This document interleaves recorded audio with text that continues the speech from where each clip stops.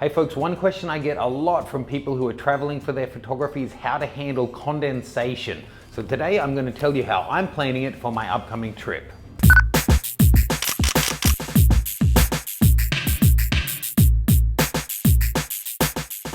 Hey folks, if you haven't already, please jump over to mattgranger.com. You can sign up to my mailing list and check out the workshops page there, and you can see where I'm heading in the world that you might like to join me on one of my photography tours. Now, condensation is a big issue when you're traveling. Most people probably face it when they have their gear in an air-conditioned hotel room overnight, then they go out into the warm, suddenly everything fogs up. And it's not just a matter of it being your rear screen or the front element, it can be all the elements through your lens, all condense, and then you need to wait for the fog to clear, and it can really take half an hour for it to then reacclimatize and get rid of that. By the way, that's also the starting formation of getting fungus growing inside your lens. So we want to minimize it as much as possible to maximize our time out shooting. There's a couple of tips that I recommend. The first one, if it's that situation of an air-conditioned hotel and a hot outdoors, is to not bring your equipment right into the coolest area.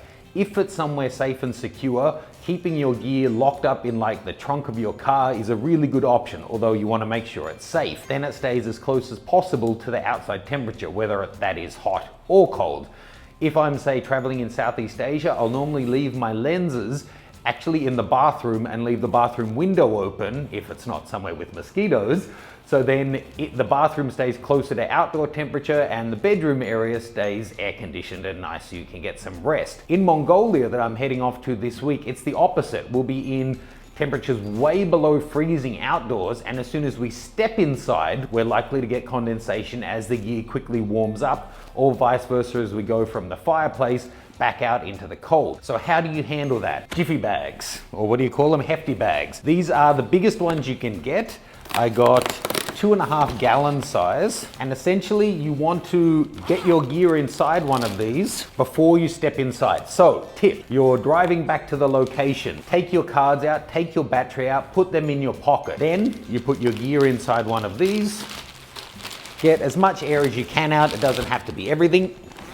Zip it up and then you take it in. The moisture, you won't have it form because you don't have the air transfer there. Then this can gradually warm up to the normal temperature. Half an hour later, you can take it out if you need to, and then you just want to make sure you zip it up again before you head out in the morning. But you want to make sure you get your cards and battery out, because otherwise you zip it up like this, go inside and then I want to back up my photos, so you need to open the bag to get your card out. So doing it like this is a great way. So on the way back in the van each night, I'll be zip locking each of my different lenses inside the backpack loose, and then the bodies as well with all of the batteries and stuff out so I can charge it. And there you go, you avoid condensation. It's a tried and tested one. Another quick tip whilst we're at it, if you are traveling in super cold areas, where are my hand warmers?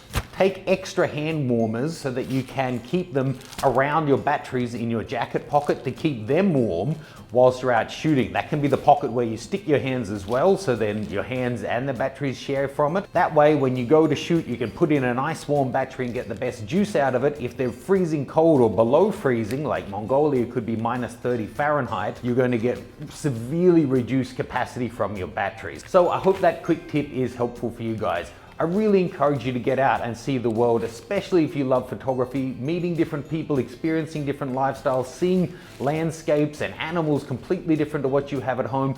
It's such an eye-opening thing, and it brings me more joy than anything in my life, actually traveling and seeing new things. So I hope you get the opportunity to do that too. Thanks, stick around, leave me your thoughts, and I'll see you soon.